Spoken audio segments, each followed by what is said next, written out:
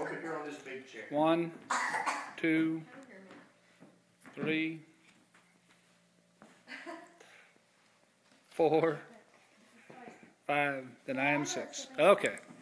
I'm Catherine Wilson, and I'm going to be giving my informative speech on nasogastric tube placement.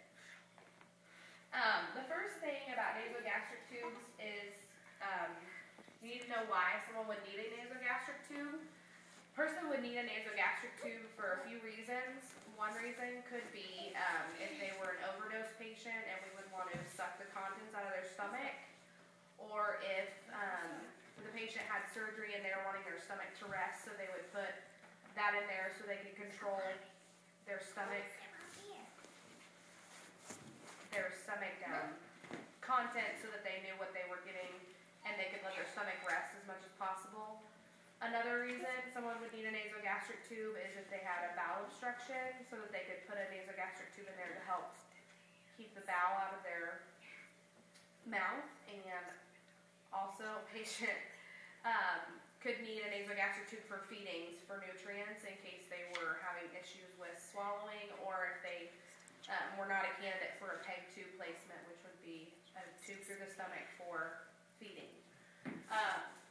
The nasogastric tube is approximately a foot long, 2 feet long. The tube goes in through the nose, like so, and back through the oropharynx and down the throat and into the stomach, like this.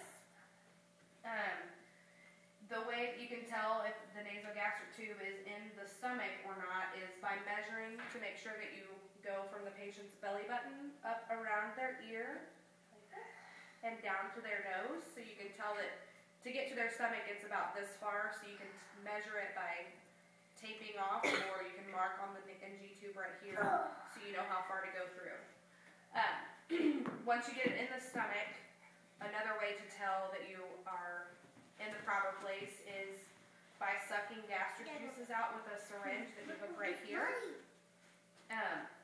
Once you suck the gastric juices out, if you wish, you can measure the pH balance of the gastric juices. That will also tell you if you have the correct juices out of the stomach. And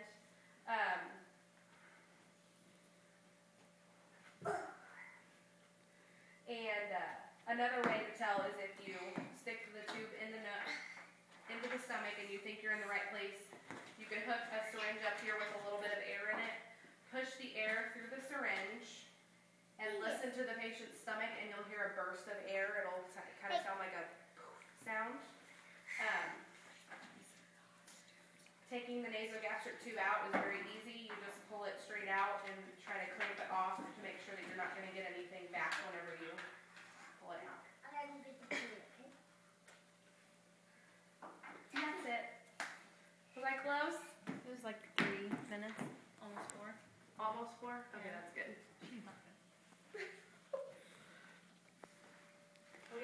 And we're all still here.